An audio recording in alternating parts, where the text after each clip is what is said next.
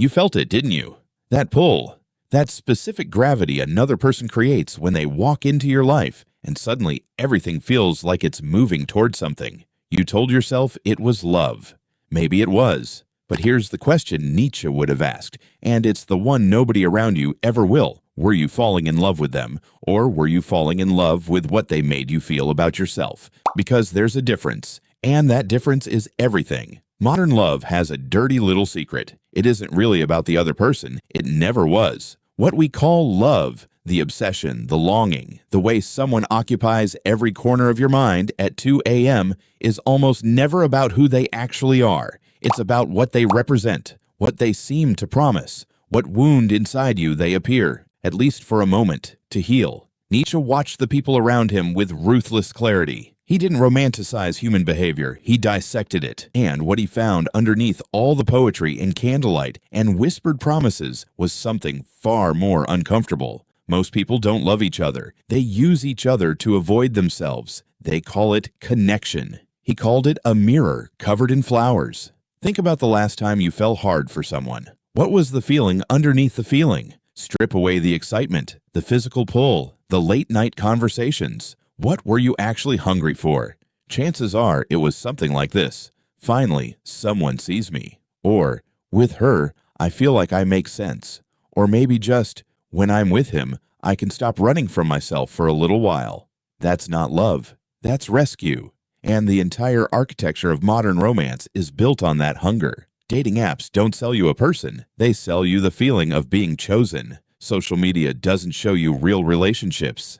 It shows you a highlight reel designed to make you feel like you're missing something. So you'll keep scrolling, keep swiping, keep searching for the person who will finally make the emptiness stop. The whole machine runs on one thing: your unexamined need. Nietzsche had a concept he called the will to power, and almost everyone gets it wrong. He wasn't talking about domination. He was talking about self-overcoming, the relentless drive of a human being to grow beyond what they are, to face what's hard, walk into it, and come out changed. And here's what he understood that most relationship advice completely misses. You cannot truly connect with another person until you've done that work with yourself. Because until you do, you don't actually see them. You see a projection, you see a solution, you see the version of them that you need them to be. And they're doing the exact same thing to you. This is the quiet tragedy playing out in millions of American relationships right now. Two people sitting across from each other at dinner, both performing, both auditioning, both secretly hoping the other person will carry something they haven't learned to carry themselves. They get together. For a while, the projection holds. They call it chemistry. They call it fate. They post about it. Then slowly, the real person starts showing through the fantasy. The flaws appear. The disappointments stack up. And what they thought was love begins to feel like betrayal. Not because either person lied, but because neither of them was ever really seeing the other clearly in the first place. What you thought was love was a negotiation you weren't conscious you were making. Here's the brutal math of it. Most people enter relationships not from fullness, but from absence. They bring their loneliness to the table and hope someone else will pay the bill.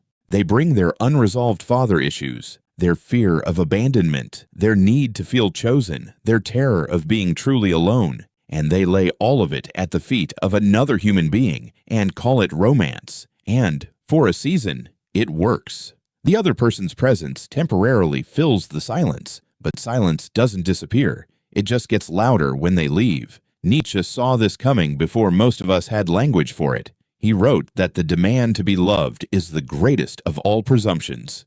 Think about that. The need to be loved, not the capacity to love, but the need to receive it, he identified as a kind of arrogance, because underneath it is the assumption that another person exists to complete you, that you are half a thing, wandering around, and somewhere out there is the matching piece. But you are not half a thing, and the person you're searching for is not your missing piece. They are a full human being with their own wounds, their own projections, their own desperate need to stop running. The moment you see them as a solution, you've already stopped seeing them as a person. So before you ask, why can't I find the right one, ask yourself something harder. What are you really looking for? Because if the honest answer is someone to make the pain quieter, someone to make you feel less lost, less invisible, less like you're falling, then you're not ready for love yet. You're ready for a mirror. And mirrors, no matter how beautiful, always eventually show you the truth. That's where this has to start.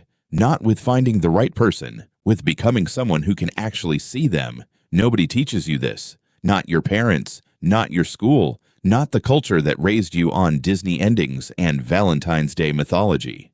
Nobody sits you down and says, the people you fall for will almost always remind you of your earliest pain. Nobody warns you that the heart doesn't search for happiness. It searches for familiarity. And if what was familiar in your childhood was chaos, distance, unpredictability, or conditional love, then that's exactly what you'll walk toward as an adult, over and over again, and call it passion. Nietzsche called this the eternal return, not just as a cosmic idea, but as a psychological one. The patterns we don't face, we repeat. The wounds we don't examine, we reenact. And in no area of human life is this more visible, more painful, or more consistently ignored than in who we choose to love. Think about your last relationship that ended badly. Now think about the one before it. Different person, different face, different set of arguments. But if you're honest, something felt familiar, didn't it? The same emotional dynamic, the same push and pull, the same moment where you found yourself doing things you swore you'd never do again.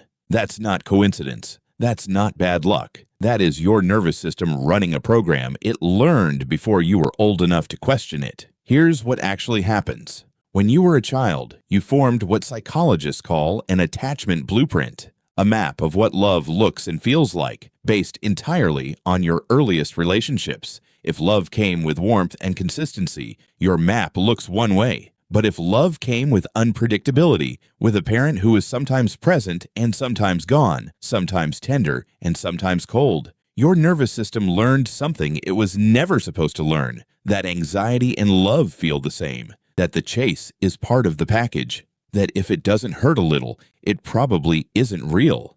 And now you're grown. And you're swiping through profiles and sitting across from people at bars and wondering why the ones who are clearly good for you feel somehow boring, while the ones who light you up also somehow make you feel insane. That's your wound talking. That's familiarity masquerading as chemistry. Nietzsche didn't frame it in psychological terms. That language came later, but he understood the mechanism. He wrote that man would rather will nothingness than not will at all. Which is another way of saying people would rather repeat a painful pattern than sit in the discomfort of not knowing who they are without it. The wound becomes identity, the dysfunction becomes home, and choosing someone healthy starts to feel not just unfamiliar but threatening. Because if the relationship doesn't require you to fight for it, what do you do with all that fight inside you? This is what nobody wants to hear, that your type isn't just an aesthetic preference. It's a psychological fingerprint left by people who shaped you before you had any say in the matter. The emotionally unavailable partner you keep being drawn to, they feel like home because someone important once made love feel like a door that was always slightly closed. The person who needs saving, you learned early that love was something you earned through sacrifice. The one who keeps you guessing, your nervous system was trained to stay alert, to read the room, to perform, because consistency was never something you could count on. None of this makes you broken, but it does make you responsible, because here's where Nietzsche's philosophy cuts deepest. He had no patience for victimhood, not because suffering isn't real. He knew suffering better than most, but because he believed that the moment you identify yourself as a victim of your past, you hand your future to it. He called for something harder and rarer, self-overcoming. The willingness to look at your own patterns without flinching, to say, not why does this keep happening to me, but what in me keeps choosing this? That question changes everything, because the truth is, you didn't just fall into these relationships. On some level, you sought them out. Not consciously, not maliciously, but deliberately, in the way the body seeks out what it recognizes. You walked toward the familiar ache because the familiar ache felt like proof of something. Proof that you were willing to fight for love. Proof that you could feel deeply. Proof that you were alive, but you were confusing intensity with intimacy. And those two things are not the same. Intensity is the spike, the high. The 3 a.m. texts and the dramatic reconciliations and the feeling that this person has unlocked something in you nobody else could reach. Intimacy is something quieter, slower, and far more demanding. It's being fully seen by someone without needing to perform. It's trusting another person with the parts of you that you've spent years hiding. It's connection that doesn't require chaos to feel real. Most people never get there, not because they're incapable of it, but because they've never examined the wound that keeps pulling them away from it. They keep choosing intensity and wondering why they always end up empty. They keep falling for the person who makes them feel the most, not realizing that what they're feeling is often just the echo of an old hurt finding its match. You didn't fall in love, you fell into need. And until you can tell the difference between the two, every relationship you enter will be less a connection and more a reenactment. The same story, different cast, same ending. Nietzsche's challenge wasn't to stop loving. It was to become someone conscious enough to love without being enslaved by what you never healed. That's the work, and almost nobody does it. Something has gone deeply wrong. Not in the way people usually mean when they complain about dating. Not the surface frustrations, not the ghosting, not the endless parade of situationships and almost relationships that go nowhere. Something structural has collapsed, something underneath all of that. And if you want to understand why modern love feels so hollow, so transactional, so exhausting, you have to be willing to look at the machinery that replaced it.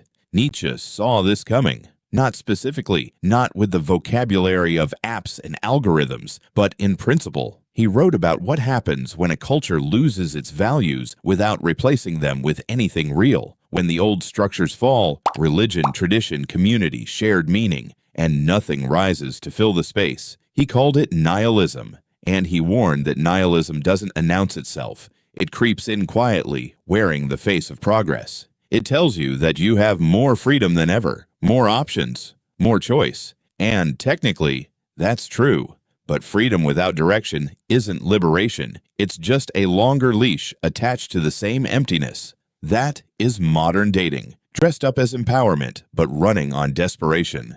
Think about what Tinder actually is at its core. It's a system that turns human beings into products and gives you the experience of infinite supply. And infinite supply does something specific to the human brain. It destroys the ability to commit. Not because people are shallow, though the platform rewards shallowness, but because the moment you feel dissatisfied, the solution is one swipe away. The exit is always open. And when the exit is always open, you never fully walk through the door. You never fully arrive. You keep one foot out just in case. And you call it keeping your options open? Nietzsche would have called it cowardice dressed in modern clothes. This isn't just about apps. Instagram did something equally destructive, just more slowly. It took the private world of relationships and made it a performance. Suddenly love needed an audience. Suddenly the proof of a good relationship was how it looked to strangers.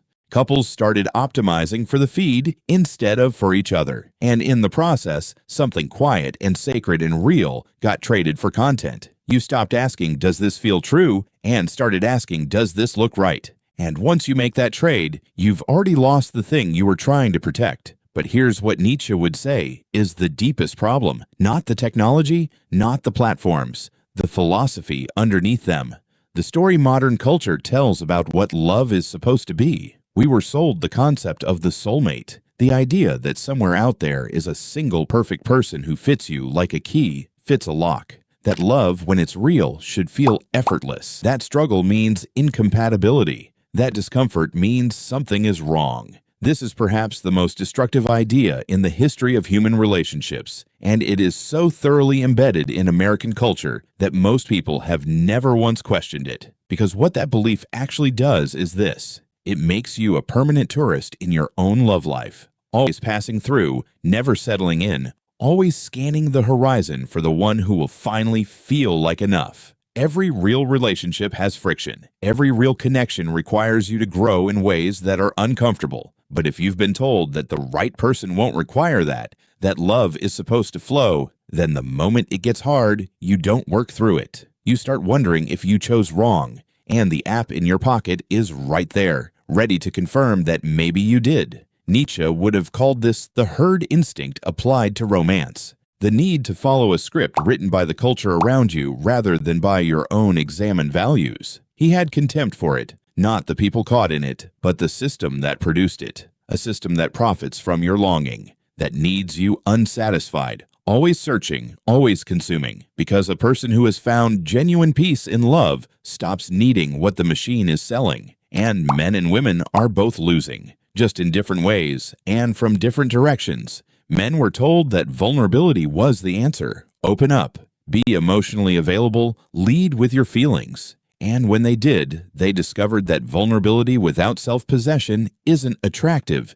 It's destabilizing. That there's a difference between sharing yourself from a place of strength and bleeding on someone in the hope they'll stay. Nietzsche understood this distinction. He wasn't against feeling. He was against weakness disguised as depth. Women were told that independence was the answer. That needing a partner was a failure. That wanting commitment made you unsophisticated, and many bought it until they found themselves in their 30s having optimized their careers and their freedom and their personal brands, and quietly, privately, deeply lonely in a way they weren't supposed to admit out loud. Both were handed maps to the wrong destination, because the actual crisis isn't that men and women can't get along. It's that both have been systematically separated from the thing that makes real love possible: self-knowledge, a clear sense of who you are, what you actually need, and what you're willing to offer without losing yourself in the process. Without that foundation, love doesn't build anything. It just cycles. Excitement, attachment, disappointment, exit, repeat.